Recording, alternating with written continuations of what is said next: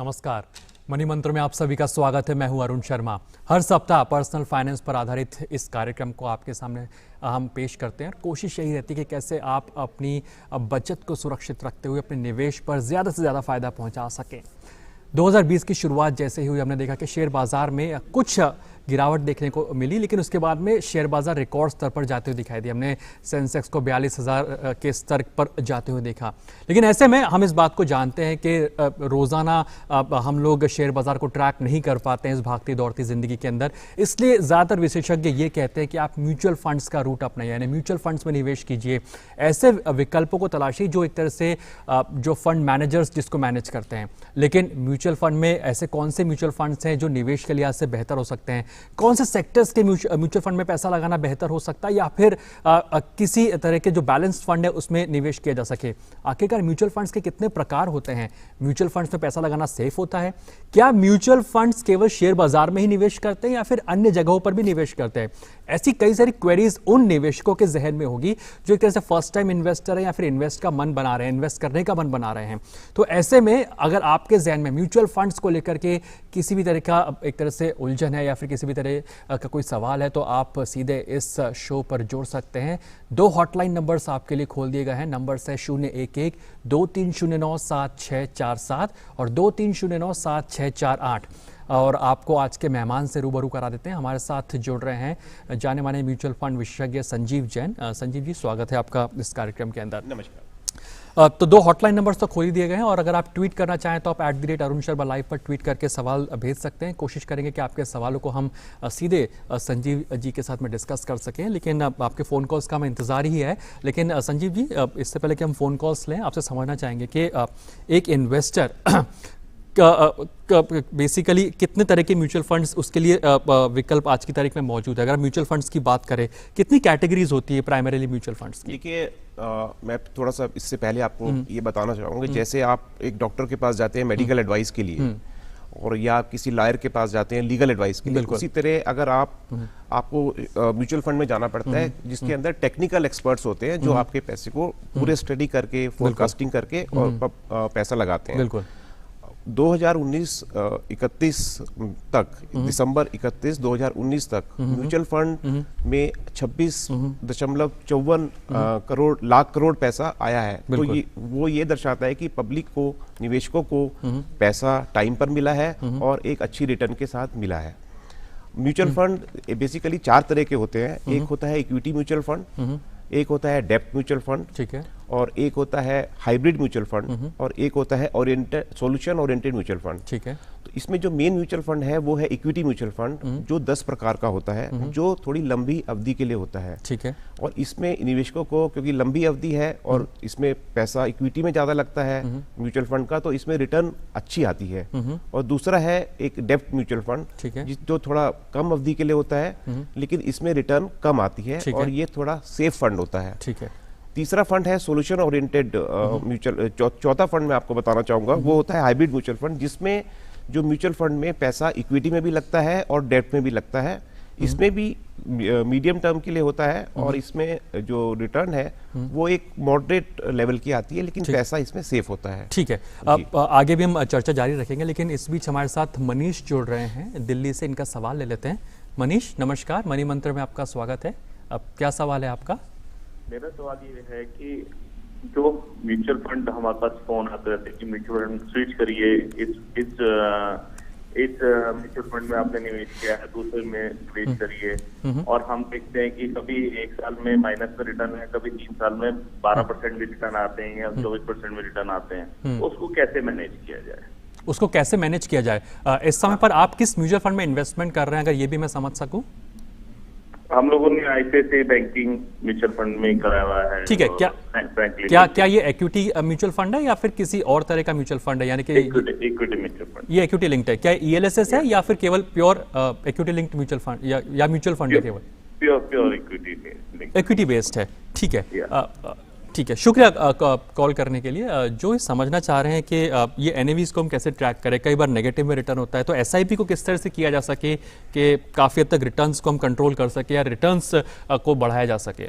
देखिए, SIP थोड़ा ज़्यादा अच्छा तरीका है म्यूचुअल फंड में पैसा लगाने का।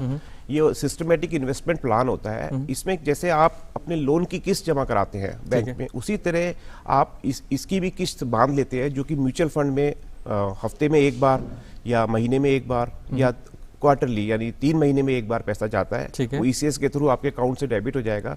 इसमें फायदा ये है कि आपको रिटर्न पे रिटर्न मिलता है, तो वो एक उसमें इन्वेस्टर को जो रेट ऑफ रिटर्न है उसमें ब्याज दर ज्यादा आ जाता है। ठीक है, तो मेरे हिसाब से एसआईपी ज्यादा फेवरेबल है निवेशकों के लिए, और क्योंकि इनका जो फंड है वो इक्विटी बेस्ड है, तो ये डायरेक्ट लिंक होता है शेयर बाजार से। जब तक शेयर बाजार में ऊंचाइयां रहेंगी, इनकी रिटर्न काफी ज्यादा आएगी, इवन जो इनको बताया गया है उससे भी ज्यादा रिटर्न आएगी, क्योंकि ये शेयर बाजार से डायरेक्टली लिंक्ड है इनका। ठीक है, चलिए अगले कॉलर का रुख करते हैं। हमारे साथ राकेश कुमार जुड़ रहे हैं उत्तराखंड से।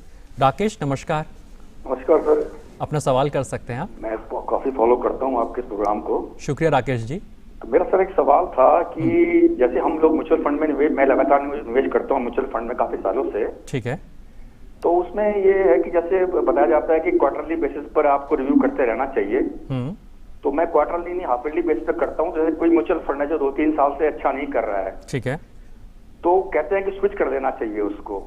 ठीक है, यानी कि आप ये जानना चाहते हैं कि कब डिसाइड करें, कब ये माने कि भाई अब इस म्यूचुअल फंड से विदा लेने का समय आ चुका है, क्या यही आपका हाँ जी बिल्कुल, एक तो ये तो है ही सर। दूसरा मेरा सवाल ये है कि अगर मैं म्यूचुअल फंड से स्विच करूंगा तो फिर मैं अपना कॉर्पस किस तरह तैयार कर पाऊंगा, क्योंकि मैं अगर उसी टाइम उसको या तो पूरा अमाउंट दूसरे मैं उसी टाइम शिफ्ट कर दूं या मैं इंतजार करूं पहले उसको रिडीम कर लूं कि थोड़ा थोड़ा करके इन्वेस्ट किया जाए, तो ऐसा मतलब उसका फिर प्रोसीजर क्या होना चाहिए? ठीक है राकेश जी, कुछ सवाल मैं आपसे करना चाहूंगा। पहले तो ये जानना चाहता हूं कि आपके ऊपर अभी आपने कोई फाइनेंशियल गोल तय किया है कि ये इन्वेस्टमेंट जो आप कर रहे हैं ये क्या बच्चों की एजुकेशन के लिए है, बच्चों की शादी के लिए? आपने कुछ जहन में रखा हो कि मैं इसलिए इन्वेस्टमेंट रिटायरमेंट के एंगल से किया? ये रिटायरमेंट के एंगल से। और अभी आपकी उम्र अप्रोक्सीमेटली किस ब्रैकेट में आप आते हैं? मैं सर 53 इस वक्त। आप 53 साल के हैं और रिटायरमेंट मेरे ख्याल से आप अगले 7 या 8 साल में एक्सपेक्ट कर रहे होंगे। हाँ, 5-6 साल में है। 5-6 साल के अंदर। और म्यूचुअल फंड के अलावा कहीं और आपका इन्वेस्टमेंट है, जैसे कि एनपीएस हो गया या आपने कुछ फंड में थोड़ा डेट फंड में भी है। डेट फंड में भी है। और ये जो म्यूचुअल फंड आपने इस समय पर इन्वेस्ट किया हुआ है, जो आपको लग रहा है नेगेटिव रिटर्न दे रहा है या अच्छा रिटर्न नहीं दे रहा है, इसका नाम क्या है? ये सर एक तो HDFC मिड कैप अपॉर्चुनिटीज है, ठीक है, और एक फ्रैंकलिन का स्मॉल कैप। ठीक है, HDFC जितना मैं ट्रैक कर पा रहा हूँ 55 रुपए के आसपास इसकी एनएवी चल रही है। फ्रैंकलिन भी मैं भी ट्रैक कर लेता हूँ। शुक्रिया राकेश जी कॉल करने के लिए।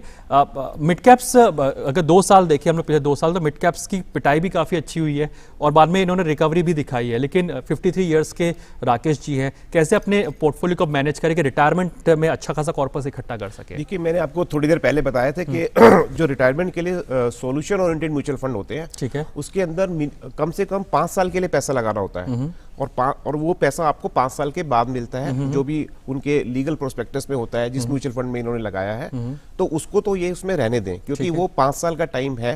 तो उसमें क्योंकि इनका फंड ये जैसे कह रहे हैं कि अभी अच्छा नहीं कर रहा, लेकिन ये टाइम बाउंड होता है, तो इसलिए आप इनको इंतजार करें 5 साल के लिए। और दूसरा जो इन्होंने डेप्थ फंड में ये कह रहे हैं, तो डेप्थ फंड में पैसा काफी सिक्योर रहता है, उसमें रिटर्न कम रहती है लेकिन पैसा काफी सेफ रहता है। शेयर बाजार के ज्यादा गिरने से इसके फंड की वैल्यू, एनएवी की वैल्यू इनकी डाउन नहीं होती। जैसे हम थंब रूल की बात करते हैं कि जैसे जैसे आपकी एज बढ़ती जाए, डेट फंड में अपना या डेट्स के अंदर यानी कि जस्ट सिक्योर रिटर्न मिलता है वहां अपना एक्सपोजर बढ़ाते जाइए और इक्विटी में कम करते जाइए। तो क्या इनको इस समय पर पैसा रिडीम करके HDFC और फ्रैंकलिन से क्या डेट फंड्स में शिफ्ट कर देना चाहिए? क्योंकि 53 साल की उम्र है, अगले 5 से 6 साल में रिटायरमेंट एक्सपेक्ट कर रहे हैं, तो क्या एक अच्छी स्ट्रेटेजी हो सकती है या फिर ये इक्विटी में इस समय पर कंटिन्यू करें? ये देखिए, इनकी उम्र 53 साल है, तो 53 साल के हिसाब से इनको अपना जो ये सोल्यूशन ओरिएंटेड फंड जो है, जिसकी जो 5 साल का है, इसको उसमें ही रहना चाहिए, इनको इक्विटी में अभी शिफ्ट नहीं करना चाहिए। ठीक है, तो मेरे हिसाब से तो ये देख सकते हैं कि अभी इनका कौन सा साल चल रहा है म्यूचुअल फंड का। ठीक है, अगर ये बिल्कुल नियर बाय है अपने, जैसे 5 साल का होगा इनका, तो अगर उसमें कुछ टाइम बचा है तो 5 साल को पूरा होने दें, फिर अपना पैसा विड्रॉ करके और रेटिंग के हिसाब से, जिसकी रेटिंग ज्यादा अच्छी है, उसमें पैसे को डाल सकते हैं। ठीक है, चलिए अगले कॉलर का रुख कर लेते हैं। हमारे साथ अब दीपक जुड़ रहे हैं, दीपक द्विवेदी सीतापुर से। दीपक नमस्कार। नमस्कार सर जी दीपक जी, अपना सवाल कर सकते हैं आप। सर, मेरा सवाल है कि मैं म्यूचुअल फंड में इन्वेस्ट करना चाहता हूं। ठीक है, और तो मुझे थोड़ा सा गाइड करें कि आखिर में म्यूचुअल फंड में मैं कैसे इन्वेस्ट करूं। मेरी एज जो है 40 साल है। ठीक है, और अभी आपने कोई इन्वेस्टमेंट किया, किसी भी तरह का इन्वेस्टमेंट, चाहे वो PPF हो या फिर FD हो? टीवीएफ का इन्वेस्टमेंट है, ठीक है, और फिर से जो है मतलब PLI का इन्वेस्टमेंट है। ठीक है। आप हर महीने कितना इन्वेस्टमेंट के लिए निकाल सकते हैं, कितना बचा सकते हैं? 2000 रुपए। 2000 रुपए, ठीक है। और आपने बताया कि आपकी उम्र इस समय पर 40 साल की है। जी जी। कोई खास रिक्वायरमेंट जिसके लिए आप इन्वेस्टमेंट करना चाहते हैं, बच्चों की लायबिलिटी या फिर रिटायरमेंट प्लानिंग? आपका कुछ गोल है कि ये म्यूचुअल फंड में जो मैं इन्वेस्ट कर रहा हूँ इससे मैं ये चाहता हूँ? Retirement planning. आप रिटायरमेंट यानी कि 20 साल के आसपास का आपका एक तरह से नजरिया मैं कह सकता। ठीक है, शुक्रिया दीपक जी कॉल करने के लिए। एक तरह से फोकस रिटायरमेंट के ऊपर ही शायद दीपक का भी है। तो दीपक जी इस समय पर क्या करें, 40 साल की उम्र है, 2000 रुपये हर महीने निकाल सकते हैं, किस तरह की इनकी स्ट्रैटेजी होनी चाहिए और कोई म्यूचुअल फंड सजेस्ट कर सकेंगे? देखिए अभी तो इनकी उम्र, ये रिटायरमेंट का प्लान करें, लेकिन अभी इनकी उम्र इतनी ज्यादा नहीं है। हाँ, 20 साल का काफी अच्छा विंडो इनके पास है। तो ये 2-3 तरह में अपना पैसा को कर सकते हैं। एक तो ये म्यूचुअल फंड में डालें जो जिसमें इनको रिटायरमेंट बेनिफिट मिले, पहला। दूसरा, ये कंजर्वेटिव म्यूचुअल फंड के हिसाब से पैसा डालें जिसके अंदर वो 3-3 साल का उसमें रिडम्पशन होता है। उसमें 25% स्टॉक में पैसा डालता है और 45% पैसा डालता है बॉन्ड्स में, और करीब 30% कैश में पैसा डालिए ये। तो अपने पैसे को ये डाइवर्सिफाई कर दें 4 चीजों में, जिसमें एक में इनका रिटायरमेंट का भी इनका जो ये इनकी चाहते हैं, और तीसरा इनको हर तरह की रिटर्न आए। अगर मार्केट बढ़ती है तो 25% इनका स्टॉक म्यूचुअल फंड जो लॉन्ग टर्म कैपिटल गेन वाला होता है, लॉन्ग टर्म वाला, और बाकी 45% जो बॉन्ड वाला होता है। तो 4 में अपने डिवाइड करें ये अपनी इन्वेस्टमेंट, क्योंकि ये बिल्कुल फ्रेश इन्वेस्टर मुझे लग रहे हैं जहाँ तक म्यूचुअल फंड्स एक्सपोजर की अगर बात करते हैं तो जी। इनके लिए क्या सजेशन, ये अगर आप इसको और भी क्लैरिफाई कर सकें कि म्यूचुअल फंड इन्वेस्टमेंट करने के लिए हमें क्या करना पड़ता है? क्या हर म्यूचुअल फंड के लिए अलग अलग वेबसाइट पर जाके हमें इन्वेस्टमेंट करनी होती है, या फिर एक डीमैट अकाउंट खुलवाएं और वहाँ डीमैट अकाउंट में जाकर के एक ही जगह पर ये इन्वेस्टमेंट करें? ये क्या प्रक्रिया रहती है म्यूचुअल फंड में इन्वेस्टमेंट करने की? बहुत ही बेसिक चीज क्या रहती है? देखिए बेसिक चीज इसमें यह है कि म्यूचुअल फंड की वेबसाइट्स होती हैं, ठीक है, ये उस वेबसाइट के थ्रू भी पैसा जमा करा सकते हैं, ठीक है, या ये किसी म्यूचुअल फंड के ऑफिस जा सकते हैं अपने दस्तावेजों को लेके और वहां पे भी जमा करा सकते हैं। तो इनके लिए मेरे हिसाब से तो SIP ज्यादा अच्छा रहेगा, क्योंकि ये 2-2 हजार करके पैसा डाल सकते हैं, और ये एक बार म्यूचुअल फंड में जाके अपना एक वो अकाउंट वहाँ पे खुलवाएं, तो वे लोग इनको बता देंगे कि अगर ये ECS के थ्रू करेंगे तो ऑटोमेटिक पैसा इनके अकाउंट से उस अवधि के दौरान इनके पैसा निकलता रहेगा, और इनको रिटर्न ऑन रिटर्न इनकी मल्टीप्लाई होती रहेगी। ठीक है, ये अब क्योंकि एक ट्वीट भी मेरे पास आया है, ये मैं एक ट्वीट भी यहाँ ले लेता हूँ। ये ट्वीट मेरे पास आशीष का आया है। आशीष अपने ट्वीट में कह रहे हैं कि मैं अभी इन्वेस्टमेंट करना चाहता हूं, लेकिन हम डिफरेंशिएट कैसे करें? म्यूचुअल फंड चूंकि शेयर बाजार में इनका सवाल ये कि how can you differentiate between a mutual fund and share when there is no fix rate of return in both the schemes and we may go in negative benefits in both the things, so why not invest in stock markets rather than mutual funds? तो इनको आप क्या सलाह देंगे? आप शायद काफ़ी young investor लग रहे हैं आशीष मुझे, तो इनके लिए क्या सलाह होगी कि म्यूचुअल फंड क्यों बेटर है स्टॉक मार्केट से? म्यूचुअल फंड हमेशा से बेटर रहेगा स्टॉक मार्केट के लिए, कम से कम उन निवेशकों के लिए जो शेयर बाजार को डिटेल में स्टडी नहीं कर सकते। वो जिस कंपनी में पैसा लगाना चाह रहे हैं शेयर बाजार में, उनको ये पता होना चाहिए कि उस कंपनी की प्रॉफिट क्या है, उस कंपनी की EPS पर शेयर क्या है, उस कंपनी की आगे ग्रोथ कैसी है, और उसमें वॉल्यूम कैसे हैं कंपनी के शेयर प्राइसेस में। तो ये अगर वो इतनी स्टडी नहीं कर सकते तो इनको म्यूचुअल फंड के पास जाना होगा।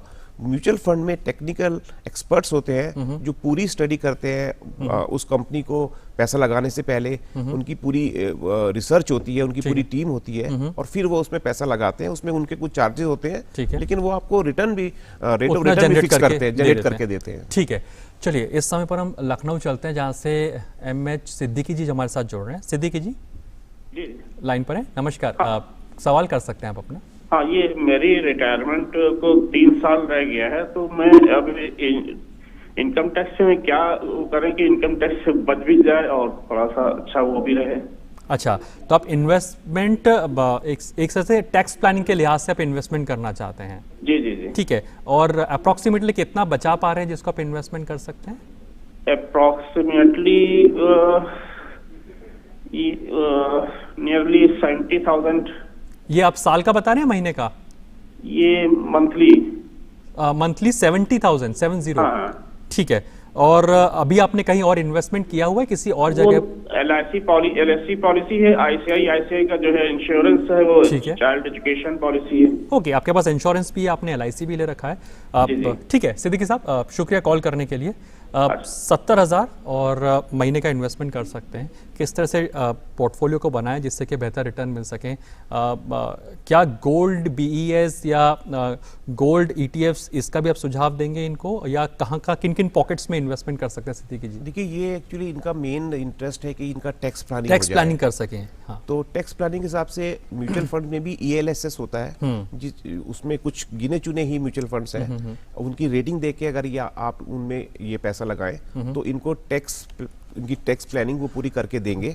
और कुछ ये पैसा, क्योंकि ये रिटायरमेंट एज के नजदीक है, तो कुछ पैसा इनको SIP के थ्रू सॉल्यूशन ओरिएंटेड फंड्स में डालना चाहिए, जो 5 साल की अवधि का होता है। उसमें इनको वो रेट ऑफ रिटर्न समझा के देंगे और 5 साल बाद इनको पैसा जो है बैंक की FD से भी ज्यादा मिलेगा, बेटर मिल जाएगा। क्या ELSS, इसमें पैसा आई थिंक 3 या 5 साल के लिए लॉक इन रहता है, तो क्या ये एक मुश्त पैसा ELSS में डाल दें और अब जो बाकी का बैलेंस है वो कहीं और पॉकेट्स में इन्वेस्टमेंट की सलाह देंगे? देखिए, पैसा हमेशा डाइवर्सिफाई करके रखना चाहिए, पैसा कभी भी एक जगह नहीं डालना चाहिए। ठीक है। तो जैसे मैंने पहले भी कहा है कि एक ELS और एक, क्योंकि रिटायरमेंट के नजदीक है, तो ये 5 साल वाले रिटायरमेंट का प्लान लें, जो कि सॉल्यूशन ओरिएंटेड फंड है, उसमें ये डालें और इनको दोनों तरफ से रिटर्न मिलेगी। इनकी एक तरफ टैक्स प्लानिंग भी हो जाएगी और अच्छा रिटर्न भी जनरेट मिल जाएगा। ठीक है, अब शो के आखिर में ये भी समझेंगे कि कौन से बेटर ELSS हो सकते हैं, लेकिन इस समय पर पुणे चलते हैं और गोकुल हमारे साथ जुड़ रहे हैं। गोकुल नमस्कार। गोकुल आप लाइन पर? हाँ, मैं लाइन पर हूँ। अपना सवाल कर सर, मेरा क्वेश्चन है, मेरा मंथली अर्निंग अराउंड 80,000 है। ठीक है। और मैं मंथली आई थिंक 40,000 सेव कर सकता हूँ। तो मुझे अभी मेरा कोई इन्वेस्टमेंट नहीं है, एक म्यूचुअल फंड है 2,000 का और एक LIC है 15,000 पर ईयर का। तो मैं कहाँ पर इन्वेस्ट करूँ जिससे मुझे कि ज्यादा रिटर्न मिले और मेरे चाइल्ड के एजुकेशन का, मेरे 2 एम है, एक बच्चे के एजुकेशन का और एक रिटायरमेंट प्लान का। ठीक है, आपकी उम्र क्या होगी इस समय पर गोकुल? मैं अभी 34 का हूँ सर। 34 साल के हैं, और बच्चों के एजुकेशन और रिटायरमेंट प्राइमरीली। एक चीज यहाँ समझना चाहूंगा कि रिटायरमेंट के लिहाज से क्या आप गवर्नमेंट एम्प्लॉई हैं या फिर आप नहीं, मैं प्राइवेट। ठीक है, और एक बार फिर से दोहराएंगे, आप कितना बचा पा रहे हैं इस समय पर जो आप इन्वेस्टमेंट करेंगे? 40,000 महीने का मैं बचा सकता हूँ। आप मंथली 40,000 सेव कर सक रहे हैं। ठीक है, शुक्रिया गोकुल कॉल करने के लिए। यंग इन्वेस्टर हैं आप, ये 34-35 साल की इनकी एज है, यानी कि अब अगले मैं मान के लूँ 20 से 25 साल में रिटायरमेंट होगा, और उससे पहले आई थिंक 15 साल के आसपास इनके बच्चे अगर बड़े होंगे, अब चाहे 15 साल के अगर तो 10वीं में 12वीं में होंगे, तब शायद इनको 12वीं के बाद पैसों की जरूरत पड़ेगी एजुकेशन के लिहाज से। तो कैसे 2 गोल्स को सेपरेट करेंगे? 40,000 मंथली ये बचा पा रहे हैं इस समय पर। देखिए, ये बिल्कुल सही टाइम पे पैसा लगाना चाह रहे हैं, क्योंकि ये अपने 30s और 40s के उसमें है उम्र के हिसाब से। तो ये एग्रेसिव इन्वेस्टर बन के काम करें म्यूचुअल फंड में, उसमें ये 10 साल की अवधि का कम से कम डालें। उसके अंदर इनको जो रिटर्न है वो 8 से 10% की रिटर्न आएगी। जब शेयर बाजार बढ़ेगा तो इनकी NAV बढ़ेगी। जैसे आजकल शेयर बाजार काफी ऊंचा चल रहा है, पीक पर है, तो रिटर्न के वादे किए थे म्यूचुअल फंड्स ने, उससे भी ज्यादा रिटर्न इन्वेस्टरों को मिला है। तो ये 10 साल की अवधि के हिसाब से पैसा लगाएं, और एक पैसा, क्योंकि रिटायरमेंट तो अभी इनका बहुत टाइम है, तो उसकी प्लानिंग ये बाद में कर सकते हैं। अभी ये कुछ एग्रेसिव इन्वेस्टर बन के पैसा डाले 10 साल के लिए, और एक कंजर्वेटिव पैसा डाले जिसके अंदर 3 साल की अवधि होती है। तो इनको 3-3 साल बाद पैसा मिलता रहेगा, और ज्यादा पैसा इन्हें मिलेगा जो इनका 10 साल वाला प्लान होगा। ठीक है, चलिए कुछ ट्वीट्स भी यहाँ ले लेते हैं। कुछ ट्वीट्स आए हैं आपके लिए संजीव जी। नागेंद्र ठाकुर का ट्वीट आया, पूछ रहे हैं कि Sanjeev ji, I have SBI Magnum mid cap direct growth fund of 1 lakh rupees for past 2 years, but now present value is 87,000 rupees and I am a retiree, यानी रिटायर हो चुके हैं, बट इनको अभी पैसे की ज़रूरत है। आप क्या रिडीम कर लिया जाए इसको, या फिर इसमें लगता है कि बढ़त के संकेत है, क्योंकि इनको पैसे की ज़रूरत है। 1 लाख डाले थे, 87,000 रुपये इनका वैल्यू चल रहा है फंड का इस समय पर। देखिए, मेरे हिसाब से अगर इनको पैसे की जरूरत है तो फिर सारी चीजें एक तरफ हो जाती है। आदमी को पैसा अगर सही टाइम पे यूटिलाइज हो जाए तो ठीक है, लेकिन फिर भी मैं ये कहूँगा कि अभी क्योंकि SBI वैसे तो ठीक है, लेकिन अभी 1 तारीख को जैसे बजट आ रहा है, तो बजट के बाद सारा सिनेरियो चेंज होगा, और जरा भी बजट अगर मार्केट फ्रेंडली आया तो इनका जरूर 87,000 का पैसा बढ़ जाएगा। उस समय ये अपना पैसा निकाल लें और अपनी नीड को पूरा कर लें। ठीक है, एक और ट्वीट ले लेते हैं। सुनील अग्रवाल का ट्वीट है, 35 साल की उम्र है, कह रहे हैं कि I am 35 years old and want to save total monthly rupees of 40,000 rupees. Please tell me avenues for long term and short term both. कहाँ का इन्वेस्टमेंट कर सकते हैं लॉन्ग टर्म और शॉर्ट टर्म के लिहाज से, अगर लगभग 40,000 बचा रहे हैं? इनका भी वही सवाल एक तरह से है। तो इनको भी वही करना चाहिए कि इनको 10 साल वाले होराइजन के हिसाब से डालना चाहिए, जहाँ पे रेट ऑफ रिटर्न इनको काफी अच्छा मिलेगा। तो एक तो ये कर दें, और दूसरा ये मॉडरेट फंड में डालें। मॉडरेट फंड होता है 5 साल कम से कम होराइजन का, ठीक है। और उस 5 साल में इनको 65% स्टॉक में पैसा डलता है, और 30% डलता है इसमें बॉन्ड्स में, और 5% कैश में डलता है। तो इसमें इनको जो एग्रेसिव में ज्यादा पैसा मिलता रहेगा, और जब मार्केट कभी खराब भी होती है किसी कारणवश, तो इनको मॉडरेट में इनका पैसा घटेगा भी कम। तो इनको दोनों तरफ से रिटर्न मिलता रहेगा। ठीक है। अब लेकिन बस चलते चलते आप संजीव ये भी समझना चाहेंगे, क्योंकि कई ट्वीट्स ये भी आ रहे हैं कि कुछ म्यूचुअल फंड्स अगर आप सजेस्ट कर सके, या फिर अब कहाँ डाइवर्सिफाई किया जाए कि इन पॉकेट्स में डाला जा सके, तो आपकी तरफ से कोई रिकमेंडेशन? देखिए, मैं किसी पर्टिकुलर म्यूचुअल फंड का नाम नहीं ले सकता, लेकिन ये क्या कर सकते हैं कि ये रेटिंग निकलती है। तो एक तो रेटिंग देखें, जिनकी रेटिंग सबसे ज्यादा है 2 जगह से चेक करें, जिनकी रेटिंग दोनों जगह सेम आ रही है, ज्यादा आ रही है, उसको सिलेक्ट करें। और दूसरा ये जो मैं बहुत जरूरी कहना चाहूंगा कि इनकी 2 चीजें जरूर देखें म्यूचुअल फंड में पैसा लगाने से पहले। ठीक है। एक तो इनका प्रोस्पेक्टस होता है जो कि लीगल डॉक्यूमेंट होता है, और दूसरा एक शेयर होल्डिंग रिपोर्ट निकलती है क्वार्टरली, एक उसको स्टडी करें। उसके बाद, क्योंकि मेहनत का कमाया हुआ पैसा होता है, तो ये दोनों चीजें स्टडी करके और तब पैसे को म्यूचुअल फंड में डालें, और रेटिंग चेक करें साथ। संजीव जी, कोई डिस्क्लेमर या डिस्क्लोजर आपकी तरफ से? जी नहीं, मैं किसी म्यूचुअल फंड में मेरा अपना इन्वेस्टमेंट नहीं है। शुक्रिया संजीव जी आज कार्यक्रम में आने के लिए, और हमारे तमाम दर्शक हैं उनकी क्वेरीज को, उलझनों को, सवालों को एक तरह से सुलझाने के लिए आपको बहुत बहुत शुक्रिया। तो आज के मनी मंत्र का जो मनी मंत्र जो निकल करके आता है वो यही है कि आप अगर इन्वेस्टमेंट के बारे में सोच रहे हैं, निवेश के बारे में सोच रहे हैं, तो निवेश आज से ही कीजिए, लेकिन पैसा आपका है, गाड़ी कमाई आपकी है। निवेश करने से पहले एक बार जो प्रोस्पेक्टस होता है म्यूचुअल फंड के, उनको पढ़ लीजिए, समझ लीजिए कि ये म्यूचुअल फंड आखिर इन्वेस्टमेंट कहाँ कर रहा है। अपने फाइनेंशियल गोल्स को जरूर बनाइए कि आज से 5 साल के बाद आपको अगर पैसे की जरूरत है तो आपको इतना कॉर्पस इकट्ठा करना है, और उस फाइनेंशियल गोल को अचीव करने के लिए आप इन्वेस्टमेंट कीजिए। क्योंकि जब तक जिंदगी में गोल नहीं होता, यानी कि लक्ष्य नहीं होता, जब तक उन लक्ष्यों को हम पूरा नहीं कर पाते। तो आज के मनी मंत्र में इतना ही। बहरहाल मुझे दीजिए इजाजत, नमस्कार।